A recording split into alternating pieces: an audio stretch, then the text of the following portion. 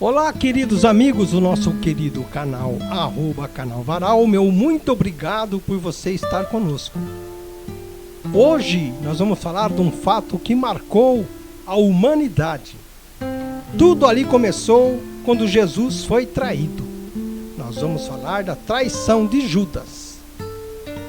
A traição de Jesus, conforme narrada no Evangelho de Mateus, especialmente lá no capítulo 26 de Mateus, é um dos momentos mais dramáticos e teológicos da Bíblia. Ali marca o início da paixão e morte de Jesus Cristo, algo que nos é importante. Não se trata apenas de um ato de deslealdade pessoal de Judas Iscariotes, mas de um cumprimento profético que faz parte do plano de salvação. Ali estava o plano de salvação, sim. E aqui estão os principais pontos sobre a traição, conforme descrito no livro que eu falei de Mateus. Nós começamos pelo contexto e a motivação descrita em Mateus 26, 14 até o versículo 16. Na verdade, houve uma barganha. Judas Iscariotes, um dos 12 discípulos, o que ele fez? Ele procurou os líderes religiosos, os sumos sacerdotes, e pergunta: o que me darão se eu o entregar? Ele foi lá se vender. E sabemos que na vida tudo tem um preço. No caso, no acerto ou no erro que você fez. Mas é o preço. O preço ele já tinha estabelecido e acordado com os sumos sacerdotes. Judas, um homem que andou com o homem mais importante da humanidade, nunca conheceu Jesus. Simplesmente foi uma figura junto a ele. Ele vende Jesus por 30 moedas de prata, que na época era o preço prescrito para a morte acidental de um escravo qualquer, demonstrando um profundo desprezo pelo Messias, pelo Senhor Jesus. Na verdade, nunca sentiu o mínimo de amor pelos ensinamentos que obteve quando andou com ele, quando caminhou com ele, e não sentiu e não viu o propósito de Jesus, mesmo andando com ele.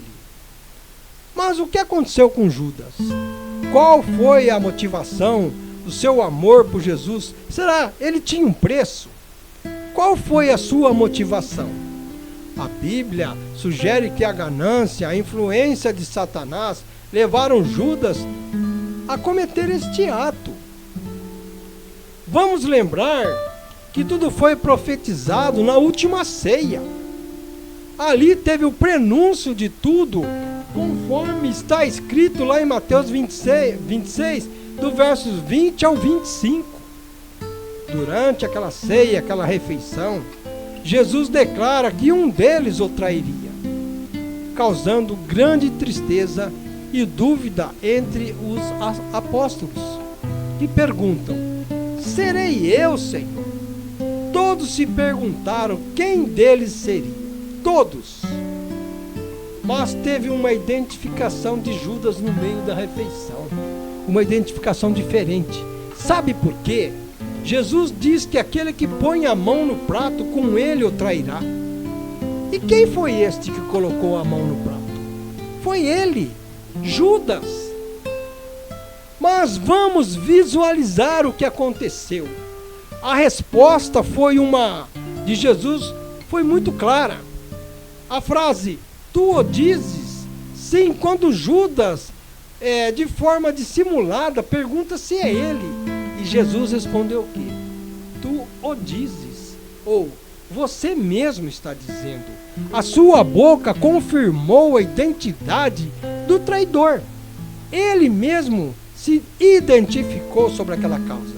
Sua boca confessou. Mas o que mais marca a traição foi o chamado beijo no Getsemane, descrito em Mateus 26, do 45 ao 50 verso. Mas tinha que ter um código, tinha que ter um sinal. Judas usa o beijo um gesto comum de afeto e respeito para identificar Jesus para aquelas autoridades que ali estavam. Mas vamos destacar que Jesus tinha consciência da traição. Ele sabia, tanto que na refeição ele já sabia. Jesus já sabia sim da traição e não foge, permitindo ser preso para cumprir o projeto e o propósito divino da sua morte e a sua ressurreição. Mas o que falar sobre tal fato e qual foi a consequência para Judas? Muito se discute sobre o fim de Judas. E a grande pergunta é: será que teve arrependimento? Então leia lá em Mateus 27, do verso 3 ao 10. Judas teve um sentimento que pode dizer um misto de remorso versus um arrependimento. Após ver Jesus condenado, Judas sente remorso e devolve as moedas de prata. Mas o que ele fez de grave contra ele mesmo? Ele comete o suicídio. Na realidade, o texto diferencia seu remorso da necessidade de um verdadeiro arrependimento que leva à salvação. Nem isso ele prestou, nem isso ele quis. Ele não quis se arrepender. Mas tudo tinha que acontecer para que haja o cumprimento das Escrituras. A traição, ela não pegou Jesus de surpresa. Ela foi parte do processo que ele conhecia e aceitou para a salvação da humanidade. Ele sabia as consequências que ia ter, ele sabia o sofrimento que ele ia passar.